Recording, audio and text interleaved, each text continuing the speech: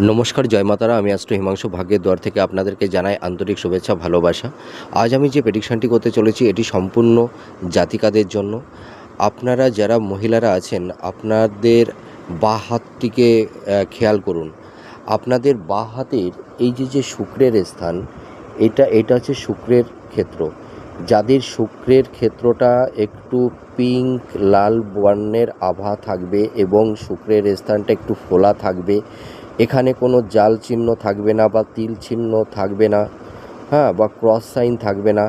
এই শুক্রের স্থানটি ফোলা হতে হবে, একটু পিঙ্ক বর্ণের হতে হবে এবং এরকম দুটো তিনটে যদি স্টেজ সুন্দর শুক্ররেখা থেকে থাকে। আর এইটা একটা কন্ডিশন। আর একটা কন্ডিশন হচ্ছে এই যে এইখানটা হচ্ছে নিচস্থ মঙ্গল। এই মঙ্গলের স্থানটায় যদি এখানে কোনো জাল চিহ্ন না থাকে বা কাটাকাটি চিহ্ন না থাকে, তাহলে ভাবতে হবে মঙ্গলের মানে এটা হচ্ছে নিচস্থ মঙ্গল, তাহলে মঙ্গলের ক্ষেত্রটা ভালো আছে। আর হাতের এই অংশটা দেখতে হবে, এই অংশটা হচ্ছে উচ্চস্থ মঙ্গলের ক্ষেত্র।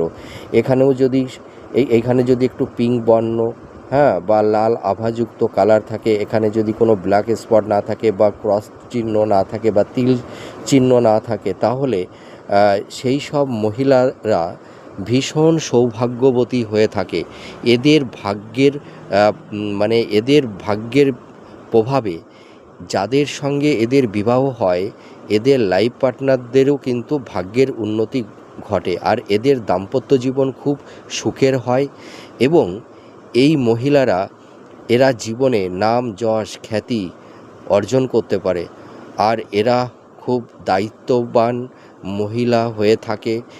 এদের সংসারের যেসব সদস্যরা যারা মানে থাকে, পিতা মাতা, হ্যাঁ, স্বামী সন্তান, ঠিক আছে, শ্বশুর শাশুড়ি, মানে সকলের প্রতি এরা ভীষণ কেয়ারিং, ভীষণ যত্নশীল হয়ে থাকে। আর এরা মানুষকে ভীষণ ভালোবাসে। আর এদের মনে কোনো মানে ওই হিংসা, এই জিনিসটা কিন্তু এদের মধ্যে দেখতে পাওয়া যায় না। এরা মানুষকে সর্বতোভাবেই এরা উপকার করে থাকে।